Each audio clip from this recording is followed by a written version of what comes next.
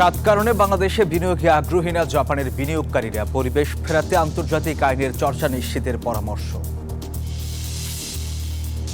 ৩ বছর পর আবারও চালু বাংলাদেশ ব্যাংক বিল, অতিরিক্ত তারল্য উঠিয়ে নেয়া এবং দুর্বল ব্যাংকগুলোকে সহায়তা দিতে এমন পদক্ষেপ। এবং গৌতম আদানির ঘুষের অভিযোগে ভারতের পার্লামেন্টে চরম উত্তেজনা, উত্তাল দিল্লির রাজপথ, যুব কংগ্রেসের বিক্ষোভ। এবার বিস্তারিত। আমলাতান্ত্রিক জটিলতা, নীতির ধারাবাহিকতার অভাব আর জটিল কর কাঠামো সহ 7 কারণে বাংলাদেশে বিনিয়োগে আগ্রহী নয় জাপানের বিনিয়োগকারীরা। রাজধানীর একটি হোটেলে এক সেমিনারে বাংলাদেশে বিদেশি বিনিয়োগে এসব বাধার কথা তুলে ধরেন বক্তারা। বিনিয়োগ বান্ধব পরিবেশ ফেরাতে তাই সব ক্ষেত্রে আন্তর্জাতিক আইনের চর্চা নিশ্চিত করার পরামর্শ বিনিয়োগকারীদের। আর নিয়মের মধ্যে থেকে সব সংকট সমাধানের আশ্বাস দেন প্রধান উপদেষ্টার বিশেষ দূত।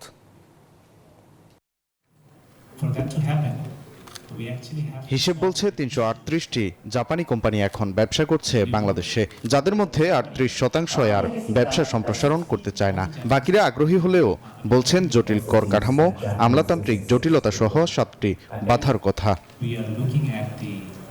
সেমিনারে জেট্রোর কান্ট্রি রিপ্রেজেন্টেটিভ বলেন, বিনিয়োগে বাধাগুলো দূর করা গেলে দেশে বাড়বে জাপানি বিনিয়োগ।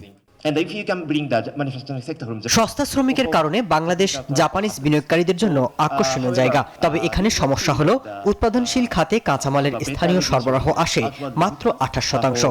এরপর বিনিয়োগকারীরা এখানে আসতে চান, তবে এক্ষেত্রে বড় বাধা হলো বিনিয়োগ বান্ধব পরিবেশ এখানে নেই। সেমিনারে জানানো হয়, বাংলাদেশে ব্যবসা করা জাপানিজ প্রতিষ্ঠানগুলোর 70%ই বিদেশি বিনিয়োগের উপযুক্ত পরিবেশ এদেশে নেই। বিনিয়োগকারীদের তাগিদ আন্তর্জাতিক শুদ্ধাচার চর্চার। বিনিয়োগ বাড়াতে আইনের মধ্যে থেকে নিয়ম সহজ করার আশ্বাস দেন প্রধান উপদেষ্টার বিশেষ দূত। বাংলাদেশ সস্তা শ্রমের দেশ থাকতে চায় না এবং বিনিয়োগ কঠিন শর্তারোপের দেশও হতে চায় না, বরং আইনের মধ্য থেকে ব্যবসা সহজীকরণে কাজ করছে সরকার। অর্থনৈতিক অঞ্চলে বিনিয়োগের ক্ষেত্রে মূলধনী যন্ত্রপাতি আমদানি কর প্রত্যাহারের উদ্যোগ নিয়েছি আমরা। এছাড়াও এনবিআর ও বাংলাদেশ ব্যাংকের সাথে আমরা যোগাযোগ বাড়ানোর উদ্যোগ নিয়েছি। বিদেশে বিনিয়োগের ক্ষেত্রে যত বাধা আছে আমরা পর্যায়ক্রমে তা নিরসন করব।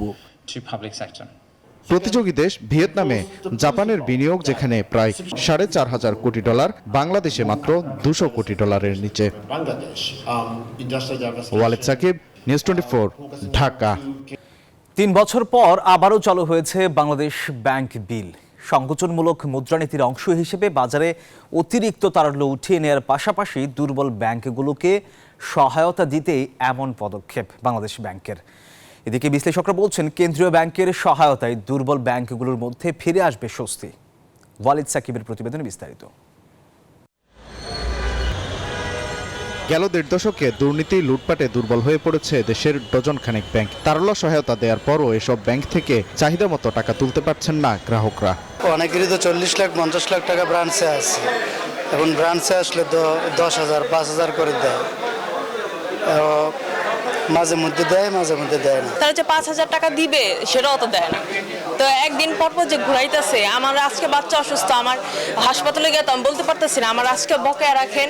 দুর্বল ব্যাংকগুলোর নির্বাহীরা বলছেন, তারল্য সংকট কাটাতে খেলাপি ঋণ আদায় সহ বিভিন্ন উদ্যোগ নেওয়া হচ্ছে, কিন্তু মিলছে না কাঙ্ক্ষিত সুফল। এমন পরিস্থিতিতে আবারও বাংলাদেশ বিল নামে বন্ড ছেড়েছে কেন্দ্রীয় ব্যাংক। নতুন এই সিদ্ধান্তে ব্যাংকগুলো আগ্রহী হলে নিজেই বাজার থেকে অতিরিক্ত তারল্য তুলে নিতে পারবে কেন্দ্রীয় ব্যাংক। আমরা চাচ্ছি যে মার্কেটে তারল্য প্রবাহ আরো কিভাবে টাইটেনিং করা যায়। আমরা কিছুদিন আগে অ্যাসিওরড রিপো নামে একটা প্রোডাক্ট চালু করেছি, তাতে করে কিছু তারল্য মার্কেটে দেখা যাচ্ছে যে বৃদ্ধি পেয়েছে। তো এটাকে আসলে এই সংকোচনমূলক মুদ্রানীতির অংশ হিসেবে আমরা বাংলাদেশ ব্যাংক বিল এটা নিলাম করার জন্য পদক্ষেপ গ্রহণ করেছি। ইতিমধ্যে নোটিশ জারি করা হয়েছে। বিশ্লেষকরা বলছেন, নতুন এই কৌশল কার্যকর হলে কিছুটা ঘুরে দাঁড়িয়ে আস্থা ফিরবে দুর্বল ব্যাংকগুলোতে। এসব ব্যাংককে নিজেদের অর্থনৈতিক সক্ষমতা বাড়ানোর উপর জোর দেন তারা। ব্যাংক তো চলে ট্রাস্টের মাধ্যমে। ডিপোজিটররা যদি দেখে যে তারা টাকা চাইলে পাচ্ছে, তাহলে কোনো ব্যাপার না। ওই ব্যাপারটাকে মানে ডিপোজিটার্স কনফিডেন্সটাকে আফোল্ড করতে হবে। যে ব্যাংকগুলো দুর্বল ব্যাংক, সেই ব্যাংক থেকে টাকা নিয়ে কিন্তু সবল ব্যাংকের কাছে আসতেছে, তাই না?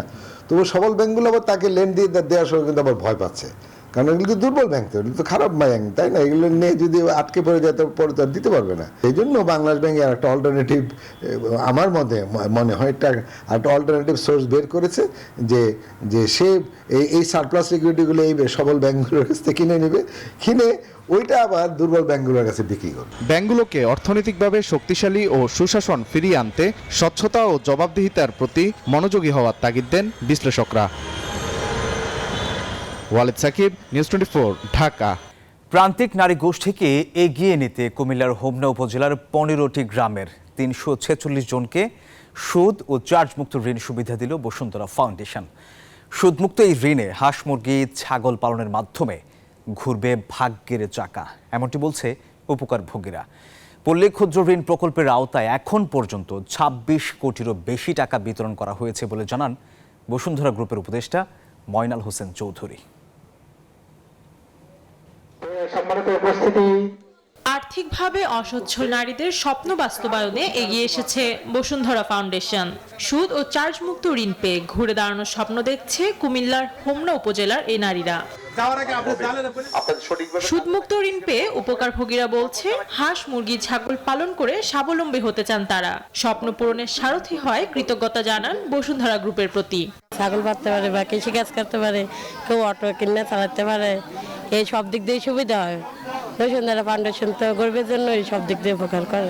মাছের ব্যবসা করে, মাছের ব্যবসায় কিছু দিব আর কিছু হাঁস মুরগি কিনে ব্যবসা টাকা দিয়ে আমরা এটা 3 মাস যে ইয়াটা নিতেছে না কিস্তিটা, আমরা 3 মাস পরে দিতেছি, 3 মাসে এটা আমরা জোগাড় করতে পারতেছি। আমাকে বলে না যা করে দিচ্ছে সব সদস্যকে উপকার, বাবা এটা উপকার না, সোদ ছাড়া এটা কি উপকার হইতেছে না। সুদমুক্ত ঋণ দিয়ে মানব কল্যাণে কাজ করাই বসুন্ধরা গ্রুপের উদ্দেশ্য বলে জানান প্রতিষ্ঠানটির কর্মকর্তারা। এই ছোট্ট ছোট ঋণ হয়তো আমাদের প্রাতিষ্ঠানিকভাবে যে সমস্ত ঋণ দেওয়া হয় তার সাথে একটু বৈচিত্র্যময়, একটু ক্ষুদ্র, এটা কিন্তু খুব বেশি মনে হয় না, কিন্তু এই যে যারা ঋণ গ্রহণ করেছেন তাদের জন্য কিন্তু অনেক বড় কিছু। 2005 সাল থেকে আজকে পর্যন্ত আমাদের কোনো ডিফল্টার্স নেই, এমন কোনো উদাহরণ নেই যে কোনো মেম্বার বা কোনো সদস্য কোনো অজুহাতে আমাদের সামনে দাঁড়া করাননি যে আমরা এই কারণে টাকা দিতে পারবো। 2005 সাল থেকে এখন পর্যন্ত ব্রাহ্মণবাড়িয়া ও কুমিল্লার বিভিন্ন উপজেলায় সুদ ও সার্ভিস চার্জ মুক্ত প্রায় 26 কোটি টাকা ঋণ দিয়েছে Bashundhara foundation. Desk report, news 24।